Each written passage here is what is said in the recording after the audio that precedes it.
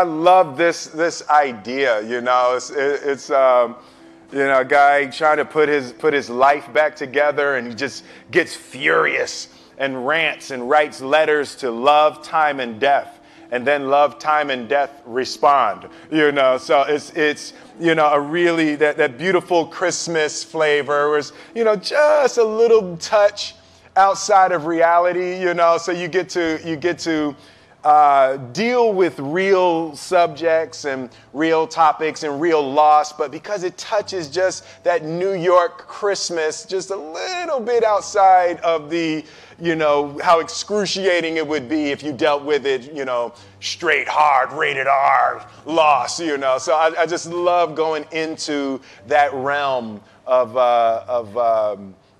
the mystical, to be able to take a good look at you know, real human issues. Mm-hmm. So you talk about real. Mm-hmm. I felt it was the most real I had seen you be. Really? Yeah, like I felt there was no filter there. Yeah. And I wondered, for somebody who could choose to do anything, yeah, was there something special that drove you to this? Yeah, you know, when I first read it, you know, when I first read it, every once in a while you know, you read a screenplay, and the most important thing in a movie, I guess you know, the two most important things that I look for is, one is the universally relatable concept, right? So just at its core, when you first say it, when you say one line about it, can you connect to people? You know, and one of the best ones I've ever had, like something with like I Am Legend, the last man on earth. Yeah, yeah. Security, you can keep an eye on this section right here. You know, but it's like when you just have that one thing, you know. And with this, it was a little bit heavier, but it was a guy trying to put his life back together after an extreme loss, right? So people can relate to that. That's an extremely relatable idea. And then I flipped to the last 10 pages and the ending. It's like, you know, this is a movie that has lots of twists and turns, but then even within the last 10 pages, there's still another surprise. When you can send people out of a movie theater with another surprise, you know, and, you know, so, I mean, historically, you know, there's been times I've sent people out of the movie theater, and the surprise in the last 10 minutes is that the movie wasn't good, right? So you want to avoid that surprise. You want to avoid that one. You know, but with this one, it had such an interesting turn in the end of it. It was you know, one of the most fun screenplays I've ever read. Why are you doing movies at all still?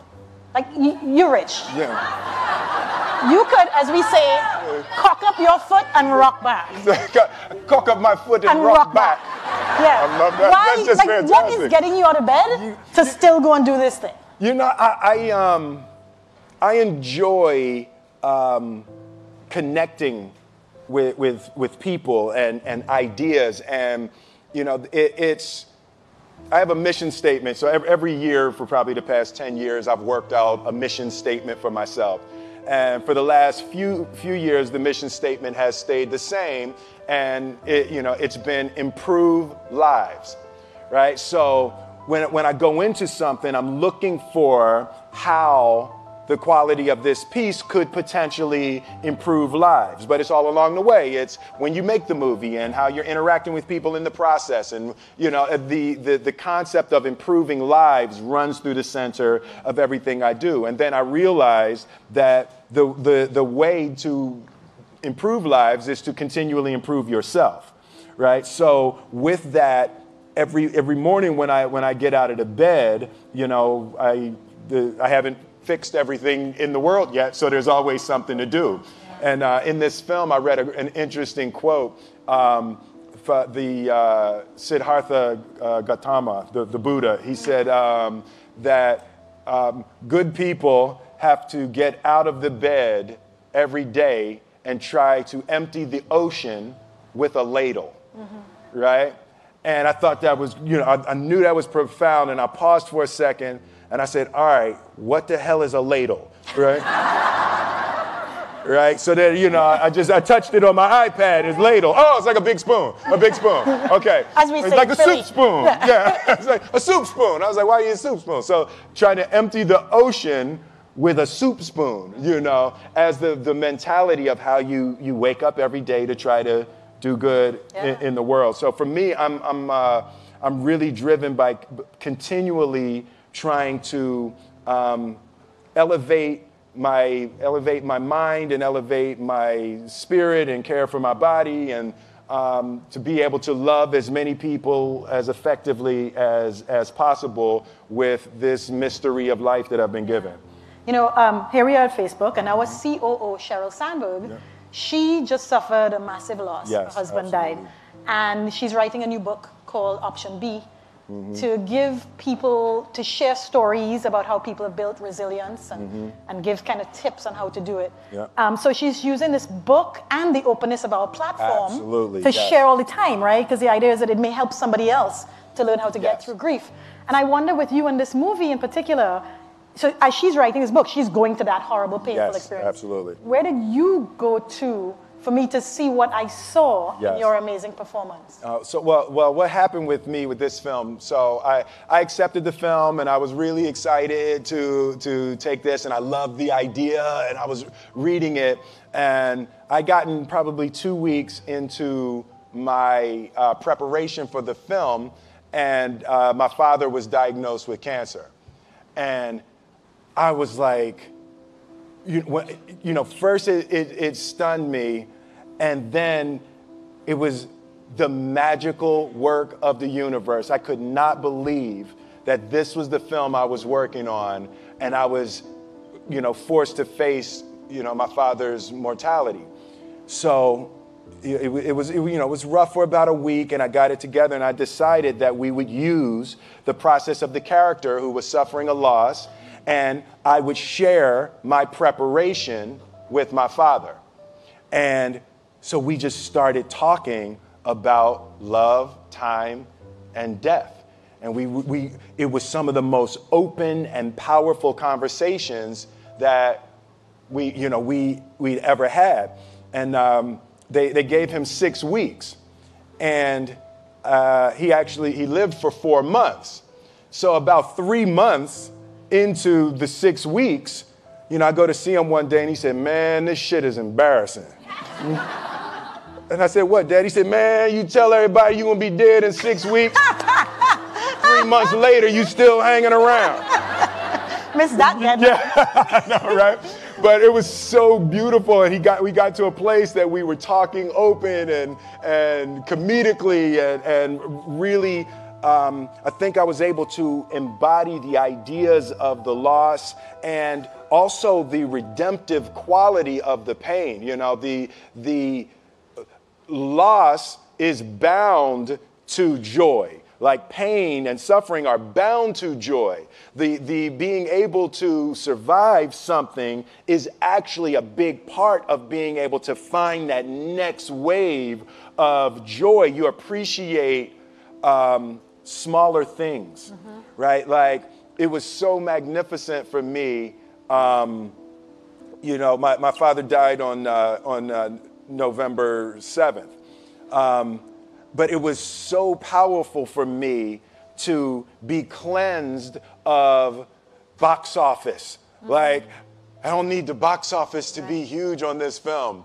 I don't need to win any awards. I just don't care. It was the film that I worked on that I was actually able to comfortably and beautifully say goodbye to my father. And I hope that this film embodies a bit of that, so other people who are experiencing things like that will be able to use it in that way, and it can potentially be helpful and help someone else. So it was powerful to be cleansed of the foolishness of the game of numbers and awards and all of that type of stuff, to actually be able to create a piece of art that legitimately I just want people to see and hope it can be helpful and transformative in their lives. You're talking about perspective. Perspective, absolutely, right? Yes. Yes. How much does fear play into preventing us from grasping perspective, though? Oh, no, fear is everything. Yeah, like if there was one concept that I would suggest to people to take a daily confrontation with, is fear. The problem with fear is that it lies, right? So fear tells you, hey, if you say that to that girl, she's gonna know she has you, and she'll never really be attracted to you if she knows how much you attracted to her. Don't say that. No, how we get her is when she walks by, ignore her. Right, it's it's like pop it on your shoulder. Fear tells you dumb shit like that, right? So for me, the daily confrontation with fear has become a real practice for me since about three years ago. I went skydiving in Dubai, right? And skydiving is a really interesting confront with fear, right? So I gotta stand up. I'm sorry, I gotta stand up. All right. So all your friends, what happens? You go out. Oh, sorry. I dropped my thing. Yeah. So what happens is you go out the night before and you take a drink with your friends, and somebody says, "Yeah, we should go skydiving tomorrow." And you go, "Yeah, we'll go skydiving tomorrow." "Yeah, yeah." And you go, "Yeah." And everybody goes, "Yeah." Right? And you go home you by yourself, you're like, Right? And you're like, well, I mean, they was drunk too. Right? So maybe they not, maybe, I mean, we don't have to go. We don't have to do it. So then that night you're laying in your bed and you just keep, and you're terrified. You keep imagining over and over again jumping out of an airplane, and you can't figure out why you would do that, right? And you're laying there and you have the worst night's sleep of your life, but you still have the hope that your friends were drunk, right? So you wake up the next day and you go, down, and you say where you were going to meet, and everybody's there. You're like, oh, shit. All right, cool, right? So you get in the van, and you don't know that your friends had the same night that you had, because they're pretending like they didn't. They're like, "Yeah, man, my uncle's a Navy SEAL, and this is going to be great. I've been looking forward to this." And you're like, oh my God. And your stomach is terrible. You can't eat and everything, but you don't want to be the only punk who doesn't jump out of this airplane. So you get there, and then you have this safety brief. And you're standing there, and the guys will tell you, well, if the chute doesn't open, what's going to happen is well, why the hell, what could happen? That the chute wouldn't open, right? So you do a thing, and what you do is your first jump, you're attached to a guy who is going, he's going to walk you out. So you go, and you get there, and there's an airplane, and nobody's stopping. Everybody's still going. So you get onto the airplane, and you're sitting there, and it's extra because you're sitting on some dude's lap, some stranger. You're sitting on his lap, and it's like, you're trying to make small talk. Yeah, man. So you be jumping with people all the time, huh? Right? So, and then you just want to make sure, you got kids, right? You got people you need to see, right? You just want to make sure he's serious, right? So you get in there, so everything's normal. So you fly, and you go up to 14,000 feet, and you notice there's a light. It's red, and it's yellow and green, right? So right now the light's red. So then you start thinking at some point the light's going to go green, but you don't know what's going to happen, right? And you wait, and it goes yellow, and the light goes green, and somebody opens the door, and in that moment you realize you've never been in a freaking airplane with the door open. Right? Terror. Oh, sorry, I'm spitting. Oh, sorry. No, terror. Right? So you go, and then, if you were smart, you sat in the back so you don't go first, right? And then people start going out of the airplane. And you go, and the guy walks you up to the end of the thing, and you're standing, and your toes are on the edge, and you're looking out down to death. And they say, "On 3." And they say, 1, 2, and he pushes you on 2 because people grab on 3, right? Right? And you go, and you fall out of the airplane, And in 1 second, you realize that it's the most blissful experience of your life. You're flying, right? It doesn't feel like falling, right? It's like you actually are kind of held a little bit by the wind, and then you start falling, and there's zero fear. You realize that the point of maximum danger is the point of minimum fear. It's bliss. It's bliss. And you're flying. Right? And you're doing that. And then 20 seconds, 25 seconds, 40 seconds. And you have enough time to just kind of be like, oh, shit, that's that building. I saw like that one. Oh, you can see the ocean. Right? You start doing all of that. And the lesson for me was, why were you scared in your bed the night before? What do you need that fear for? Just don't go. Why are you scared in your bed 16 hours before you jump? Why are you scared in the car? Why could you not enjoy breakfast? What did you need that? The fear is fear of what? You're nowhere even near the airplane. Everything up to the stepping out, there's actually no reason to be scared. It only just ruins your day. You don't have to jump. And then in that moment, all of a sudden, where you should be terrified is the most blissful experience of your life. And God placed the best things in life on the other side of terror. On the other side of your maximum fear are all of the best things in life. You know? Mm-hmm. So that was sorry. So that was, no, it's good. So that was my experience with skydiving and fear. All right. All right. So practically speaking. But I didn't like that take. I'm going to do it again. Back to the top. I can sell that better. Oh, no. But when you decide to do something like that, like how does it work practically? Do you call your wife and be like, I might be dead tomorrow. Right. No, but that's... But I made a drunk promise. Yeah, I made a drunk promise. Yeah. How about this? So I jumped. I had such a mystical, powerful, spiritual experience. I flew home and got my sons, and I went back, and 10 days later, my sons jumped, right? Yeah. Now, that was a little different. Oh, see, that makes me stand up, right? Because I'm scared, right? So Jaden went first, right? Jaden wants to do everything first. So I'm sitting there and I'm like, yeah, my sons are going to have this crazy experience. And then Jaden went out of the airplane. And I was like, Then my oldest son, Trey, goes up and he goes out of the airplane. And I was like, this could potentially be the worst display of African-American parenting in history. Right. I was like, both my sons just fell out of an airplane. Jumped. Right? Jumped. Right. Because I told them to.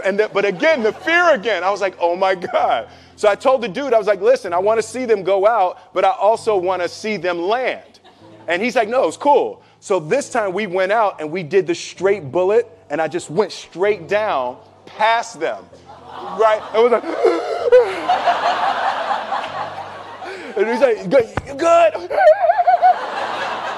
Right, did the bullet straight past, pulled the chute late. Oh, sorry, it makes me spit. I'm sorry. Pulled the chute late, landed, and then videoed them coming down. But it was like they had the same thing, the same experience with the fear. But that I'm telling you, the confrontation with fear is an absolute magical way of facing the things we have to do in this life. You know, forget security, live for experience. All right. Now, you say you learned that 3 years ago. Yeah. Amazing. Mm-hmm. What about these small things that we get afraid about, right? Mm-hmm. So you are the funny guy, mm-hmm. and you come along and everybody expects to be entertained in summertime, right? Like, are you ever afraid that you're like, you know what, today I'm really not feeling Jazzy Jeff. Like I'm just, I don't want to be that guy today. So this whole movie, you were not that guy. Not that guy, right, yeah. Do you have fear of that, of like disappointing people? Because like, you're supposed to be funny and cool. Yeah, you know, the thing, that's been one of the major confronts for me in my life over the past 3 or 4 years. Like, there's a Will Smith is an idea. Right. Right? So there's parts of that that's me, but that character from The Fresh Prince of Bel-Air was who I was 26 years ago. Yeah! They love it. You see? They love it, You right? see? Yeah, exactly. You people are this man's crack. Okay? He's talking about evolving, and like moving on, and you're like, Fresh Prince! That's what we want to hear about! You know, so but that's the thing, to be able to boldly be able to move and grow and create and hope that the things that I'm, able to deliver at this point. I was 20 doing the Fresh Prince. So I'm 48 now. So it's a really different time in my life. Yeah, that got less of a cheer. Yeah, like woo! They're like, tell us what that's like. Yeah, I know, right? Yeah. Yes, girls, yes, yeah. But yeah, it's. Do you have a fear of being completely who you are? Because it may disappoint some people who just want to see that 28-year-old. Yeah. No, I definitely have difficulty with that. There's a certain, when you've created things that are so iconic, it becomes healing for people. Nostalgia is healing. To the Fresh Prince theme is healing to hear that, and it just harkens back to a time and a feeling and an energy, that is a beautiful way to help relieve some little touch of suffering, So when people see me or the Fresh Prince, and even during that time, the movies that I made while I was making the Fresh Prince, so it was the Fresh Prince during the winter, and then the summers were Bad Boys, Independence Day, Men in Black, So it was like, it really captured a time. So it's very difficult. I wouldn't have it any other way. I love being able to make people smile and cheer, over that. But I also am going to boldly go to new creation. Even something like the decision. I had the two screenplays in front of me for the Independence Day 2 and for Suicide Squad. So I had to choose between the two of those. And even the choice of going to Suicide Squad, nothing about the qualities of the movies, but the choice of trying to go forward versus clinging and clawing backwards, So I do want to aggressively go forward and do new things and create and hopefully be able to stumble upon a new heyday. Mm-hmm. Amazing. Now you have an incredible cast. Oh God, yes. In this movie. How does that happen too? Like, how do so many big stars decide, this? And then how does that work between you all? It's the ideas, the screenplay. Alan Loeb, the screenwriter, he just wrote a brilliant screenplay. Everyone related to the ideas of love, time, and death as powerful tools to try to put your life back on track. So everyone related to the journey. But it's, I mean, look at that group. That's like ridiculous. That's like a superhero movie. Yeah. Yeah. So, did your father get to see any of it? No, he came to set once, but he didn't get to see the film. And y'all were close? Yeah, we were very close. Yeah. My father. When I put my life together and I look at my father, my mother, and grandmother were the most influential people in my life. And in my mind, when I draw it, I always draw a triangle. And my father was the base, and my mother was the left side, and my grandmother was the right side. And I always put discipline as the bottom. My father, hard work, discipline, endurance was really the foundation of creating my life. And my mother was education, and my grandmother was love.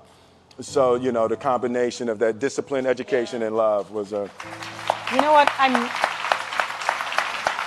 I'm really grateful for you sharing with us that part of you, and also the struggle with his death, because the other thing is that we live in a time where people show these curated sides of them, because I think of the same fear Yeah. Right? You just want to be this piece. Absolutely. Not all the rest of it, but you Oh, struggle. nobody wants to hear all of that, you know. It's Facebook. Come on, let's have fun. No. Yeah. So we... Tell them, dude, it's a bummer your dad's gone.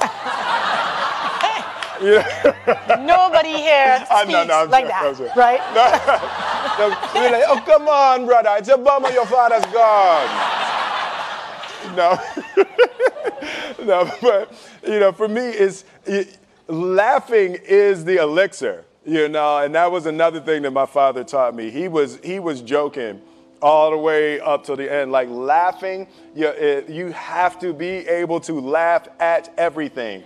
And for me, the beautiful part is that's my natural color on the spectrum. I naturally go to comedy, you know, and when I'm looking at something, I'm always trying to find why that's funny.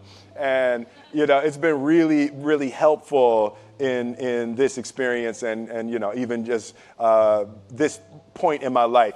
Remember to laugh, and spend time with people that make you laugh. Like that is hugely important. Laugh and connect. Yes, absolutely. Those are good messages. Yeah. Thank you very much. Wait, no, what are you doing? Yeah. Turns out you have somewhere to be. Oh, really? But yeah. This is, I'm enjoying it. I know. You know what? You can cock up your foot. We are happy for you to stay. We have free food. We have some couches you could lie on. I love this. But apparently you have to go pay some bills. I got to pay some bills. Okay. Well, thank you guys very much. This has been spectacular. I know, it's crazy. But you know what? I know. We have a little piece of a movie for you. Okay. We're going to show you a featurette is what they call we got a featurette. We have a featurette. Woo! You've probably seen it already. I've probably seen it, yeah. Oh, I get to go. Okay, yeah.